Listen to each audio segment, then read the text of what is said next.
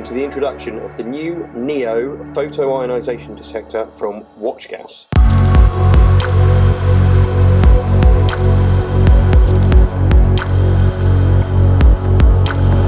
The NEO comes in 4 different variants, available in ranges from 0.01 to 5000 ppm, 0.01 to 15,000 ppm, 1 ppb to 15,000 ppm, 0.05 to 10,000 ppm VOC, and 0.05 to 200 ppm benzene specific measurements.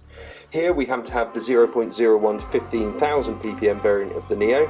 There are a variety of photoionization detectors available on the market, available for detecting volatile organic compounds. So to begin with the operation, we can turn the instrument on, single button press, pressing and holding for 3 seconds. This will go through the startup operation and warm up the instrument.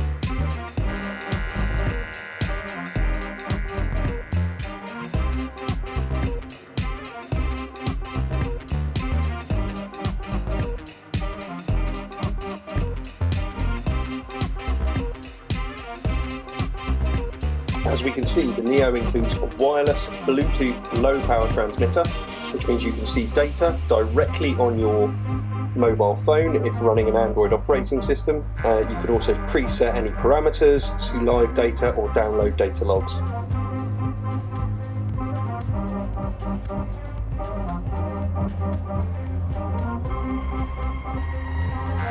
So as we can see, the unit has started up and we can see we're getting a reading of 0.57 ppm. So this gives us an extra layer of sensitivity against a standard photoionization detector, and we can see we have the Bluetooth symbol to let us know that we are able to connect to a phone via Bluetooth, that the pump's in operational, that everything's okay.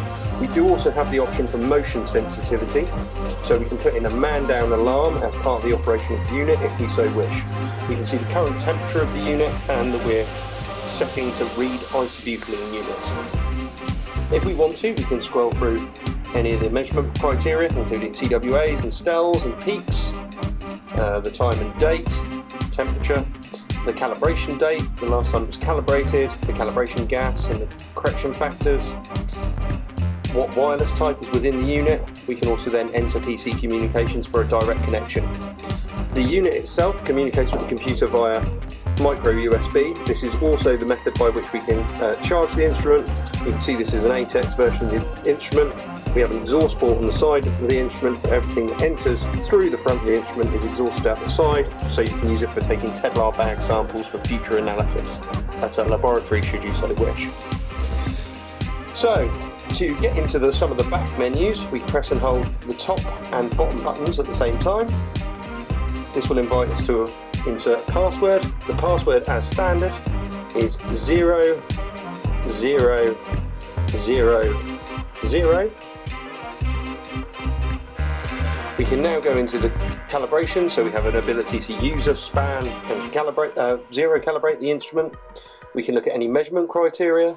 We can look at any alarm settings, any data log settings, and any monitor settings. Also where the wireless is set up and how it's set up. Now you can scroll forward and backwards through these menus, but if we firstly look at the calibration function, we have the option for span calibration. We can set the span cal gas, we can set the span value. We also have the option for a 3-point calibration. So if I want to perform a span calibration, we hit the enter button. It'll then ask me to apply CAS 1. This happens to be isobutylene at 100 parts per million. I have a can of isobutylene here, so I can apply this to the end of the device. Because this is a pumped instrument, I can use an on-demand regulator. And we can see the instrument is now calibrating. Calibration takes around 30 seconds for a full span calibration. So we'll just watch that tick down.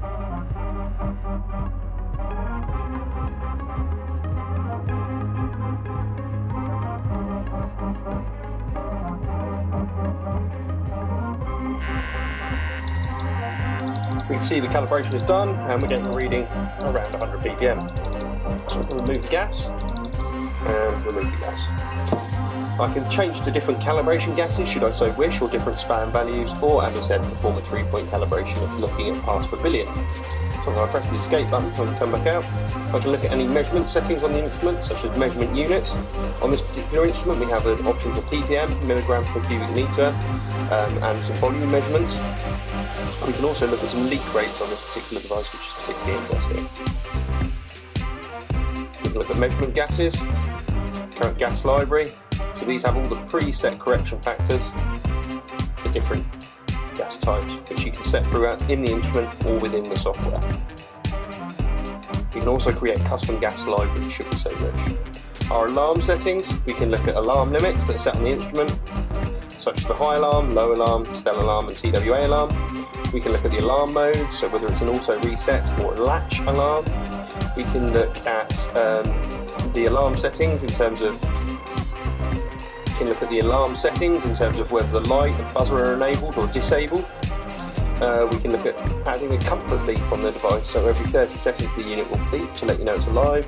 And we can also enable or disable a man down alarm with sensitivity and warning time adjustments. The data log settings, we can clear the data log time or change the intervals, should we so wish. For our purposes, we'll make no changes.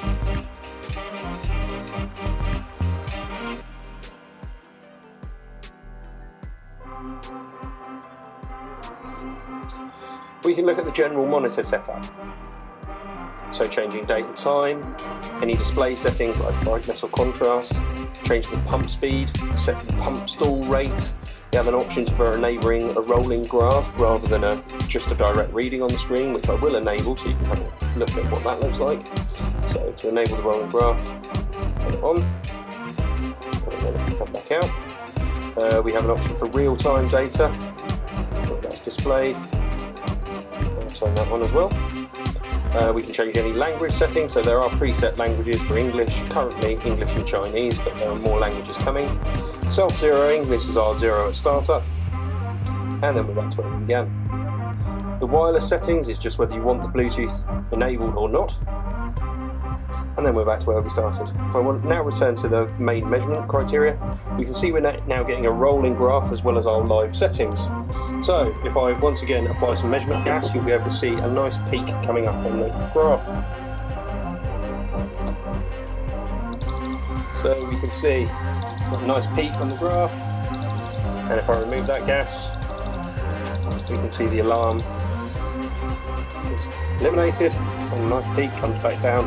It's a very quick response instrument, so this is particularly good for parts per billion measurements. Now, looking at the Bluetooth side of the instrument and the capabilities we have within the wireless communication, I have already connected on my particular device to this instrument, so if I press, this will now connect with our device live via Bluetooth, and I can see I'm now connected to the device. I can download any data logs, so by pressing the down arrow I can download any data logs. I can clear the data log settings by pressing that. I don't want to clear the data logs. Again, if I wanted to download, it automatically shuts off the instrument, so it's ready to download any data on the instrument. You can cancel this at any time. I will do.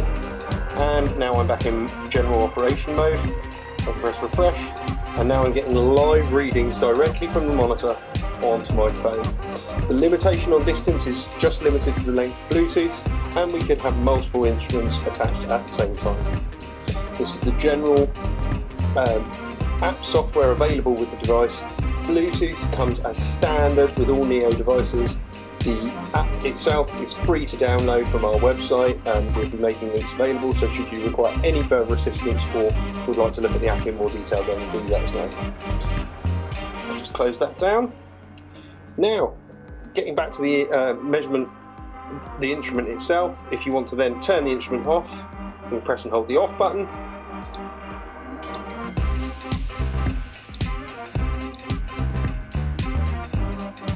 Now the unit's switched off. Now if we want to look at in any more detail at the external, we can see we have an external filter fitted as standard on the device. The unit comes with about 5 or 6 in the box. These are easily removable, replaceable and reattachable.